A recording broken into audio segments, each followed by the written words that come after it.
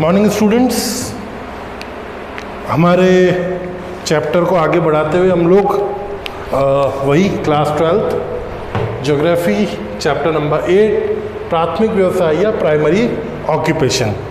आज जिस हम प्राइमरी ऑक्यूपेशन की बात कर रहे हैं, जिस प्राथमिक व्यवसाय की बात कर रहे हैं, वो हमारे लिए बहुत ज़्यादा महत्व रखता है, हमारे लिए आज के समय में भी बहुत ज़्यादा महत्वपूर्ण है। तो आज हमारा जो प्राथमिक व्यवसाय है जिसके बारे में हम पढ़ेंगे वो है कृषि, या जिसे हम एग्रीकल्चर के नाम से जानते हैं। देखिए, कृषि या एग्रीकल्चर की बात करें तो प्राइमरी ऑक्यूपेशन में, प्राथमिक व्यवसायों में ये सर्वाधिक प्रचलित व्यवसाय है, यानी मोस्ट प्रिवेंट ऑक्यूपेशन जो है वो कौन है? एग्रीकल्चर। मोस्ट प्रिवेलेंट ऑक्यूपेशन कौन सा है? Agriculture. In primary occupation the most prevalent occupation is agriculture. तो प्राथमिक व्यवसायों में जो सबसे ज़्यादा प्रचलित व्यवसाय है वह कौन सा है? वह व्यवसाय है कृषि। जब हम कृषि एग्रीकल्चर की बात करते हैं तो बहुत एक इम्पॉर्टेंट चीज़ आती है जिसे मैं आपको बताना चाहूँगा। मैंने यहाँ पर केवल लिखा है स्थायी आवास।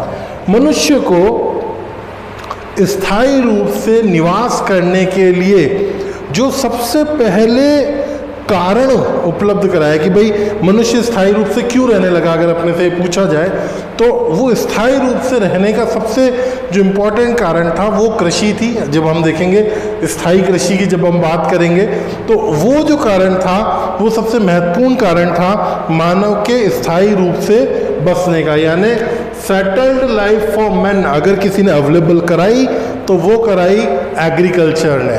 विदाउट एग्रीकल्चर शायद human as a settled life शायद नहीं जी पाता, अगर हम सोचें तो ह्यूमन को सेटल्ड करने वाला जो ऑक्यूपेशन था, मानव को जो स्थायी रूप से निवास करने देने वाला जो कारक था, जो कारण था या जो व्यवसाय था वो कृषि था। साथ ही हम लोग एक चीज़ जानते हैं, भोजन का सबसे बड़ा स्रोत, main source of food in world क्या है? एग्रीकल्चर या कृषि। क्योंकि कृषि करे बिना जितना भी शाकाहारी भोजन है हम जो जानते हैं वो पूरा का पूरा जो वेजिटेरियन फूड है वो मोस्ट ऑफ हमको कहाँ से मिलता है? एग्रीकल्चर या कृषि से ही उपलब्ध होता है। वर्ल्ड का जो है 71%, 71% जो है फूड की अवेलेबिलिटी जो है वो केवल और केवल किसके थ्रू होती है? ये जो 71% फूड है,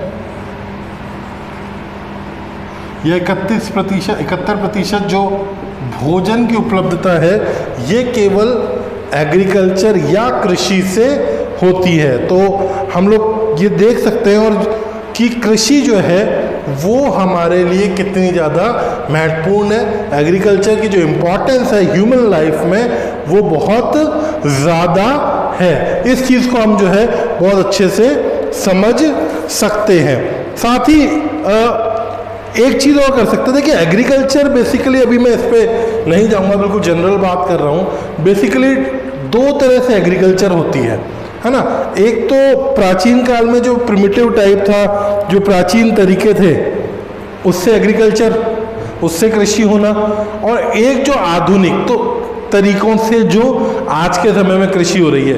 तो एक तरह से जो कृषि का इतिहास है, जो एग्रीकल्चर की हिस्ट्री है, उसको हम ह्यूमन हिस्ट्री भी कह सकते हैं, क्योंकि पुराने टाइम में सारे प्राचीन तरीकों से, प्रिमिटिव वेज से एग्रीकल्चर हो रहा था, कृषि हो रही थी। आज के समय में बिल्कुल न्यूएस्ट हम कह सकते हैं, सबसे मॉडर्न इक्विपमेंट्स का यूज़ करके हम लोग एग्रीकल्चर कर रहे हैं। तो जो ह्यूमन का ट्रांसफॉर्मेशन हुआ प्राचीन काल से लेके अभी आधुनिक काल तक, उसी तरह से कृषि में भी प्राचीन काल से लेके आधुनिक काल तक बहुत सारे परिवर्तन आए, और इन परिवर्तनों को हम मानव का इतिहास के तहत भी देख सकते हैं। ह्यूमन हिस्ट्री मान सकते हैं कि जैसे जैसे मानव का इतिहास मानव का विकास होता गया ह्यूमन का डेवलपमेंट होता गया, वैसे वैसे कृषि का भी विकास होता गया, एग्रीकल्चर का भी डेवलपमेंट होता चला गया। जहाँ पहले एग्रीकल्चर या कृषि जो थी वो केवल पेट भरने तक, खुद के पेट भरने तक सीमित थी, खुद की आवश्यकताओं की पूर्ति तक सीमित थी, आज के समय में जो एग्रीकल्चर है वो एक व्यापारिक रूप से, एक बिजनेस के रूप में डेवलप हो गई है। तो इसीलिए हम देखते हैं कि एग्रीकल्चर का जो पूरा का पूरा सिनेरियो है वो बहुत ज़्यादा परिवर्तनशील है, बहुत ज़्यादा उसमें चेंजेस पुराने समय से लेके अभी तक आए हैं।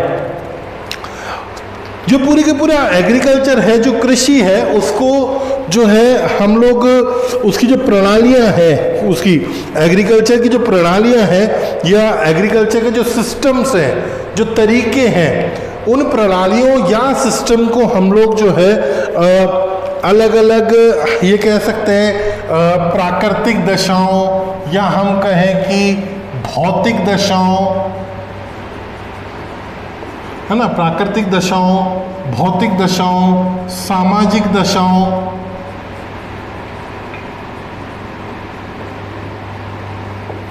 इन सब के आधार पर, इन सब के बेसिस पर हम लोग जो है अलग अलग टाइप ऑफ सिस्टम्स की बात करते हैं, प्रणाली की बात करते हैं, ना, कृषि प्रणालियों की हम लोग चर्चा करते हैं या प्रकार, कृषि के प्रकार की चर्चा हम लोग करते हैं। किस किस की बात करी हमने? प्राकृतिक दशाओं, भौतिक दशाओं, सामाजिक दशाओं, आर्थिक दशाओं, है ना। तो on the basis of physical, environmental, social, economical condition, है ना, on the basis of physical, environmental, social, economical conditions जो है, there are many types of agriculture system, है ना। बहुत तरह की कृषि प्रणालियां डेवलप हुई, बहुत तरह की कृषि के प्रकार, प्रणाली को हम लोग थोड़ा सा इजी वे में कर लेते हैं और हम बात करते हैं बहुत सारे तरह के जो है कृषि के प्रकार जो है वो डेवलप हुए, वो निर्मित हुए अलग अलग टाइमिंग में, जो उस जगह की आर्थिक स्थिति थी। आर्थिक स्थिति की बात बजाय हम लोग कहें कि सबसे पहले वहाँ पर हम बात कर सकते हैं जो उस जगह की भौतिक स्थिति थी, फिजिकल कंडीशन थी, प्राकृतिक दशाएं थी, एनवायरमेंटल कंडीशन थी, फिर उसके बाद में सोशल इकोनॉमिक कंडीशन जो थी, सामाजिक आर्थिक जो परिस्थितियाँ थी, कंडीशंस थी, उनके आधार पर अलग अलग कृषि प्रणालियों का विकास हुआ। उसके आधार पर अलग अलग एग्रीकल्चर सिस्टम्स जो हैं वो डेवलप हुए या कृषि के अलग अलग प्रकार जो है वो बने, या हम कहें कि एग्रीकल्चर के जो है अलग अलग टाइप्स ऑफ एग्रीकल्चर जो है वो डेवलप हुए, जिसको अभी हम लोग इस चार्ट के थ्रू समझने की कोशिश करेंगे। तो इसमें सबसे पहला जो आया वो है, इसे हम कहते हैं निर्वहन कृषि। उसको हमने क्या नाम दिया? निर्वहन कृषि या सब्सिस्टेंस एग्रीकल्चर। यानी कि नाम से पता चल रहा है निर्वहन कृषि यानी एक प्राचीन तरीका था जिसमें इंसान क्या कर रहा था, ह्यूमन का क्या था, केवल निर्वहन करने के लिए, निर्वहन वापस वही चीज़ अपनी आवश्यकताओं की पूर्ति के लिए, अपनी भोज्य आवश्यकताओं या अन्य आवश्यकताओं की पूर्ति के लिए जो है ह्यूमन क्या कर रहा था, एग्रीकल्चर कर रहा था, अपनी नीड्स को फुलफिल करने के लिए, बेसिक नीड्स को फुलफिल करने के लिए एग्रीकल्चर कर रहा था। अब ये जो निर्वहन कृषि है या जो सब्सिस्टेंस है एग्रीकल्चर है, इसको दो टाइप्स में डिवाइड कर दिया, इसको टू टाइप्स में हमने डिवाइड कर दिया। ये टू टाइप्स कौन से थे? पहला था निर्वहन कृषि में आदिम निर्वहन कृषि। पहला टाइप कौन सा था निर्वहन कृषि का? वो था आदिम निर्वहन कृषि। आदिम निर्वहन कृषि यानी प्रिमिटिव सब्सिस्टेंस एग्रीकल्चर, है ना, जो प्राचीन तरीकों से, आदिम तरीकों से की जा रही थी। तो जो प्राचीन तरीके से कृषि की जा रही थी, निर्वहन कृषि की जा रही थी, है ना, प्रिमिटिव वे में जो सब्सिस्टेंस एग्रीकल्चर की जा रही थी, उसको हमने वापस से टू पार्ट में डिवाइड करा, ठीक है। जिसमें पहला आया स्थानांतरित कृषि यानी शिफ्टिंग एग्रीकल्चर, जिसमें हम जानते हैं कि ह्यूमन जो है एक जगह से दूसरी जगह पर जाता था, देन वो क्या करता था, जो वहाँ पर फॉरेस्ट होते थे, वन होते थे, उनको काटता था, उनको जलाता था, फिर वहाँ पर 2 to 3 ईयर्स वहाँ पर एग्रीकल्चर करता था, जब तक वहाँ की जो मिट्टी है उसमें उपजाऊपन बना रहता था, जब तक वो मिट्टी जो है फर्टाइल बनी रहती थी, सॉइल फर्टाइल बनी रहती थी, जब तक वहाँ पर वो एग्रीकल्चर करता था, फार्मिंग करता था। देन फिर जब वहाँ की फर्टिलिटी खत्म हो जाती थी, उपजाऊपन खत्म हो जाता था, देन वो नेक्स्ट जगह मूव कर जाता था।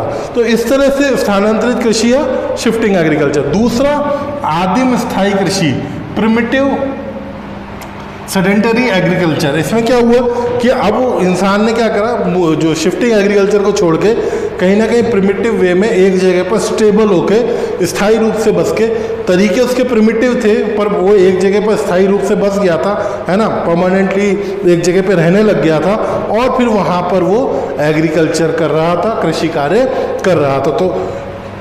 तो ये हुआ हमारा आदिम तरीका या प्रिमिटिव वे में जो एग्रीकल्चर हुआ। फिर उसके बाद गहन निर्वहन कृषि की बात की जाती है, इंटेंसिव सब्सिस्टेंस एग्रीकल्चर। वही चीज़ गहन निर्वहन कृषि में क्या था, उद्देश्य निर्वहन ही था, है ना, जो मोटिव था वो क्या था, सब्सिस्टेंस। सब्सिस्टेंस इसलिए कि भाई अपनी आवश्यकताओं की पूर्ति करनी है, अपनी आवश्यकताओं की पूर्ति के लिए हम लोग कृषि कार्य कर रहे हैं। एग्रीकल्चर वर्क जो है, जो फार्मिंग कर रहे हैं, उसका मेन बेसिस क्या, उसकी मेन चीज़ क्या है कि अपनी नीड को फुलफिल करना, ठीक है।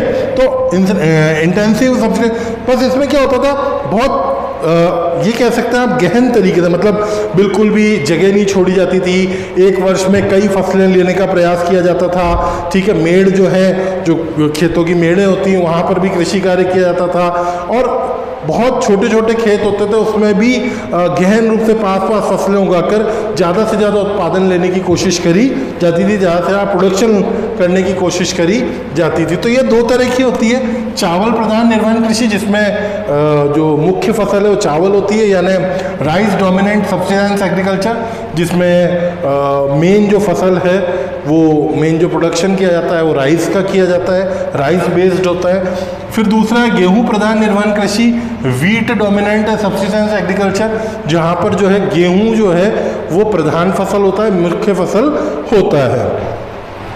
ये तो बात हुई निर्वहन कृषि की है, सब्सिस्टेंस एग्रीकल्चर की, जहाँ पर मोटिव जो था एक्चुअल में वो अपने सब्सिस्टेंस को कायम रखना था, अपने निर्वाह को पूरा करना था, अपना जीवन किसी तरह निर्वाह होता रहे, किसी तरह लाइफ जो है वो चलती रहे, वो उसका मोटिव था यहाँ पर, ठीक है। अब ये पूरा जो वे था, ये एक प्रिमिटिव वे, पुराना तरीका है जिसमें कि जिसके में कृषि करी जाती थी। लेकिन जैसे जैसे डेवलपमेंट हुआ, तो डेवलपमेंट होने के बाद में जो है नए तरह की कृषि डेवलप होने लगी, न्यू टाइप ऑफ एग्रीकल्चर या new type of agriculture system जो है वो डेवलप होने लगे, और उसको हमने नाम दिया आधुनिक कृषि का, या हमने नाम दिया मॉडर्न एग्रीकल्चर का, जहाँ पर न्यूली जो इक्विपमेंट्स थे, नए जो मशीनें थी, और जो भी सारी चीज़ें थी वो नई उपयोग में ली जा रही थी, नई वस्तुओं का उपयोग करके, नई मशीनरी, नई तरह के खाद, नई तरह के बीज, नए तरह का सिस्टम, ये सारी चीज़ें यूज़ करके एग्रीकल्चर करने की कोशिश करी जा रही थी, कृषि करने की कोशिश करी जा रही थी। तो इसमें क्या क्या आता है, इसमें सबसे पहला आता है विस्तृत वाणिज्यिक अनाज कृषि, एक्सटेंसिव कमर्शियल ग्रेन फार्मिंग। नाम से ही पता चल रहा है, विस्तृत यानी बहुत बड़ा क्षेत्र होता था, बहुत बड़े क्षेत्र में कृषि की जाती है। वाणिज्यिक यानी कि जो यूज होता है, जो उद्देश्य होता है, वो होता है कमर्शियल या वाणिज्यिक, यानी कि व्यापारिक हम कह सकते हैं कि उसको बेचना है ना, या उससे पैसा कमाना उसका उद्देश्य होता है। ग्रेन यानी अनाज और कृषि यानी फार्मिंग। तो एक्सटेंसिव कमर्शियल ग्रेन फार्मिंग, जहां पर बड़े क्षेत्र में क्या किया जाता है, व्यापार करने के लिए या पैसा कमाने के लिए बड़े क्षेत्र में अनाज की खेती करी जाती है, फूड ग्रेन की क्रॉप्स लेने की कोशिश की जाती है, फूड ग्रेन की क्रॉपिंग करी जाती है, तो ये फार्मिंग करी जाती है फूड ग्रेन की। तो ये पूरा का पूरा विस्तृत वाणिज्यिक अनाज कृषि जो एक नया तरीका है, इसमें बड़े बड़ी मशीन्स यूज़ होती हैं, ट्रैक्टर्स यूज़ होते हैं, और भी जो बड़े और नए एग्रीकल्चर इक्विपमेंट्स होते हैं कृषि से रिलेटेड जो नए नए यंत्र होते हैं उनका उपयोग किया जाता है, खाद बीज उनका उपयोग किया जाता है, सिंचाई की जाती है, तो बहुत सारी चीज़ें उसमें नई यूज़ होती है। फिर उसके बाद बात करते हैं बागाती कृषि या प्लांटेशन एग्रीकल्चर। बागाती कृषि या प्लांटेशन एग्रीकल्चर कॉफ़ी, कहवा, रबर, केला, ठीक है, चाय, इस तरह की जो व्यापारिक फसलें होती हैं, जो बेसिकली आप कह सकते हैं जो कमर्शियल ग्रेन्स होते हैं, उनका जो है कृषि जो है की जाती है बागाती कृषि के अंदर, प्लांटेशन, जिसमें प्लांटेशन या प्लांट्स लगाकर खेती का काम किया जाता है। इस पर हम सबके बारे में विस्तृत रूप से आगे पढ़ेंगे, पर अभी अपन थोड़ा थोड़ा परिचय ले रहे हैं। फिर मिश्रित कृषि, मिक्स एग्रीकल्चर, जिसमें एग्रीकल्चर के साथ साथ जो है पशुपालन या जिसे हम एनिमल ग्रेजिंग भी कहते हैं वो वर्क भी किया जाता है। दुग्ध कृषि या डेयरी फार्मिंग, जहां पर फार्मिंग का या कृषि का जो मुख्य उद्देश्य होता है वो होता है पशुओं के लिए चारा उपलब्ध कराना, यानी यहाँ पर मुख्य उद्योग जो होता है वो डेयरी होता है, लेकिन एग्रीकल्चर जो है वो पशुओं के लिए चारा उपलब्ध कराने या पशुओं की आवश्यकताओं की पूर्ति करने के लिए करी जाती है। फिर ट्रक कृषि या ट्रक फार्मिंग, ये बिल्कुल अलग कॉन्सेप्ट है जो कि यातायात या परिवहन के साधनों पर आधारित है। ट्रक एक यातायात का साधन होता है, माल को या जो प्रोडक्शन होता है, जो प्रोडक्ट होता है उसको एक जगह से दूसरी जगह पहुंचाने का काम करता है। तो उसके बेसिस पर फलों और सब्जियों की खेती नगरों के आसपास के क्षेत्रों में की जाती है, उस पर यह आधारित होता है। इसके बारे में हम आगे पढ़ेंगे।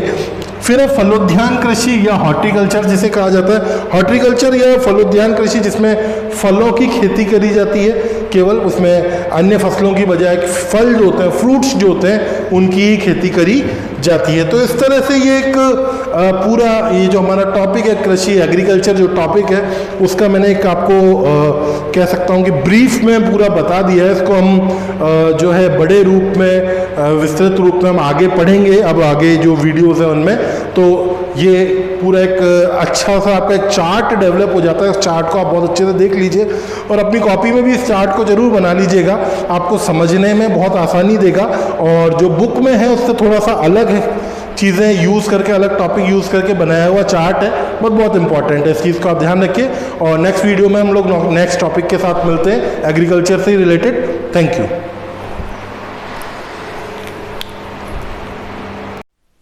गुड मॉर्निंग स्टूडेंट्स, हम लोग जो अभी बात कर रहे हैं जो आपका चैप्टर नंबर 8 है प्राइमरी ऑक्यूपेशन, प्राथमिक व्यवसाय, उसमें हम पढ़ चुके हैं आखेट यानी हंटिंग, संग्रहण यानी कि गैदरिंग, फिशिंग यानी मछली पालन, और चौथा जो है पशुपालन यानी एनिमल हर्डिंग, इसको हम पढ़ चुके हैं। इनमें जो विभिन्न क्षेत्रों की बात की गई, उन क्षेत्रों को मानचित्र में हम लोग अभी देख रहे हैं। तो सबसे पहले बात करते हैं आखेट या हंटिंग के एरियाज की, आखेट या हंटिंग के क्षेत्र की, जिसमें सबसे पहला नाम आता है कनाडा का टुंड्रा और टैगा प्रदेश, यानी कनाडा में टुंड्रा एंड टैगा रीजन। तो आप देखिए कनाडा में आपको ये वाला जो क्षेत्र दिख रहा है ये कनाडा है, ग्रीन कलर से जो दिख रहा है, और इसका जो उत्तरी क्षेत्र है ये टुंड्रा और टैगा रीजन के अंदर आता है, जहां पर एस्किमो ट्राइब जो एस्किमो जनजाति जो है आखेट का काम करती है। उसके बाद है उत्तरी साइबेरिया यानी नॉर्थ साइबेरिया की ट्राइब्स की बात की गई जो हंटिंग का वर्क कर रहे हैं, सेम्योट, तुंग, याकूत, माइट, चक्की, कोरियाक।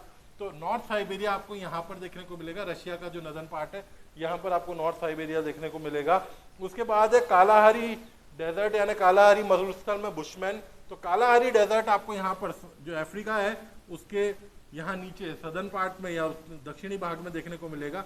ये यहाँ पर आपको कालाहारी डेजर्ट में शो कर रहा हूँ, ये कालाहारी डेजर्ट है जहाँ पर जो है हम जानते हैं बुशमैन मिलते हैं। फिर उसके बाद हम लोग बात करते हैं कॉन्गो बेसिन में पिग्मी ट्राइब्स या पिग्मी जनजाति। तो कॉन्गो बेसिन की बात करते हैं तो ये जो आपको रेड लाइन दिखाई ये कॉन्गो रिवर है, ये जो लाइन दिखाई दे रही है, और इसका जो पूरा एरिया है, इसका जो बेसिन वाला एरिया है, यहाँ पर पिग्मीज जो है वो वर्क करते हैं आखेट का या फिर हम कहें कि हंटिंग का। उसके बाद हम लोग आगे बात करें मलाया में सेमांग व सेकाई जनजाति। मलाया प्रायद्वीप या जो जिसे हम लोग मलाया एरिया के नाम से जानते हैं, मलाया रीजन के नाम से जानते हैं, वो हमें यहाँ पर देखने को मिलता है। ये जो आपको क्षेत्र दिखाई दे रहा है जिसमें हम कह सकते हैं मलेशिया, थाईलैंड, कंबोडिया वाला ये वाला जो क्षेत्र आ जाता है, यहाँ पर ये मलाया प्रायद्वीप है, मलाया पेनिनसुला है, जहाँ पर आपको सेमांग और सकाई ट्राइब मिलेगी। फिर उसके बाद है बोर्नियो में पुनान द्वारा, बोर्नियो जो है वो भी इसी क्षेत्र में, इंडोनेशिया वाले क्षेत्र में है। यहाँ पर बोर्नियो एक आइलैंड है, वहाँ पर ये आपको पुनान ट्राइब मिलेगी। फिर उसके बाद है न्यूआन में, न्यू गिनी में पापुआन द्वारा, तो ये पापुआ न्यू गिनी कंट्री है। यहाँ पर पापुआन ट्राइब्स होती है, पापुआन जनजाति होती है जो कि आखेट या हंटिंग का वर्क करती है। उसके अलावा अमेजोन बेसिन में जिवारो व यागुआ जनजाति, तो आपको ये एक रेड कलर से रिवर बनी हुई दिख रही है, ये अमेजोन रिवर है और इसके जो उसका जो बेसिन एरिया है यहाँ पर जो है जिवारो यागुआ जो ट्राइब्स है, जनजाति है, वो जो है आखेटक के रूप में कार्य करती है, हंटर्स के रूप में वर्क करती है। इसके बाद हम लोग बात करते हैं गैदरिंग की बात करते हैं या संग्रहण की बात करते हैं, तो उसमें भी सबसे पहले जो है सेमांग और सकाई ट्राइब आती है, जो आप जानते हैं ये वाला जो एरिया है यहाँ पर आपको मिलती है। कहाँ पर? जो आपका मलेशिया इंडोनेशिया वाला क्षेत्र है, यहाँ पर आपको एरिया में आपको देखने को मिलती है। उसके बाद अमेजोन बेसिन में बोरो जनजाति की बात की जाती है। अमेजोन बेसिन, ये अमेजोन रिवर इसका बेसिन, यहाँ पर बोरो ट्राइब जो है, बोरो जनजाति जो है वो संग्रहण का या गैदरिंग का वर्क करते हैं। उसके बाद आपका कालाहारी में वही बुशमैन, तो एरा कालाहारी डेजर्ट, यहाँ पर बुशमैन की बात कर ली जाती है। फिर उसके बाद माउंटेनियस एरिया की बात की जाती है, तो आप यहाँ पर बात कर सकते हैं हिमालयास की बात कर सकते हैं, यहाँ पर यूराल माउंटेन्स की बात कर सकते हैं। इस तरह से माउंटेनियस एरिया की आप बात यहाँ पर कर सकते हैं। और फिर दक्षिण पूर्वी एशिया के आंतरिक भाग यानी interior part of south east Asia, तो ये वाला जो पूरा रीजन है यहाँ पर इसकी बात हम लोग कर सकते हैं, किसकी? संग्रहण की या फूड गैदरिंग की। उसके बाद हमारा नेक्स्ट जो टॉपिक आता है वो आता है मछली पकड़ना या फिशिंग। फिशिंग के लिए जो फेमस एरियाज हैं उसमें सबसे पहला है उत्तरी प्रशांत महासागर का तटीय क्षेत्र यानी कि coastal region of north Pacific ocean. तो नॉर्थ पैसिफिक, उत्तरी प्रशांत महासागर का तटीय क्षेत्र है, नॉर्थ पैसिफिक ओशन का कोस्टल रीजन, ये वाला पूरा क्षेत्र हो जाता है जहाँ पर जो है फिशिंग का वर्क किया जाता है। फिर उत्तरी अटलांटिक तटीय अमेरिकन क्षेत्र यानी coastal American region of northern Atlantic सी, यानी उत्तरी अटलांटिक सागर या नदर्न अटलांटिक सी का अमेरिका वाला क्षेत्र। तो ये वाला जो पूरा तटीय क्षेत्र आपको दिखाई दे रहा है, ये वाला जो पूरा कोस्टल रीजन दिखाई दे रहा है, ये पूरा का पूरा फिशिंग या मछली पकड़ने के लिए इंपॉर्टेंट हो जाता है। उसके बाद है उत्तरी पश्चिमी यूरोपियन तट यानी नॉर्थ वेस्ट यूरोपियन रीजन, तो यहाँ पर ये नॉर्थ वेस्ट यूरोपियन रीजन आ जाता है जहाँ पर फिशिंग का वर्क होता है। और उसके बाद आता है जापान सागर क्षेत्र यहाँ पर यानी कि जापान सी रीजन, तो यहाँ पर आप देखिए यहाँ पर ये जापान सी है और यहाँ पर जो है फिशिंग का वर्क किया जाता है, तो हम इसको इस तरह से देख सकते हैं। फिशिंग या मछली पालन के बाद हम लोग बात करते हैं पशुचारण की या फिर जिसे हम एनिमल हर्डिंग का नाम देते हैं या लाइव स्टॉक रेयरिंग का नाम देते हैं। लाइव स्टॉक रेयरिंग या पशुपालन की बात करें तो उसमें कई क्षेत्र हमने पढ़े, जिनमें हम लोग सबसे पहले जो है देखते हैं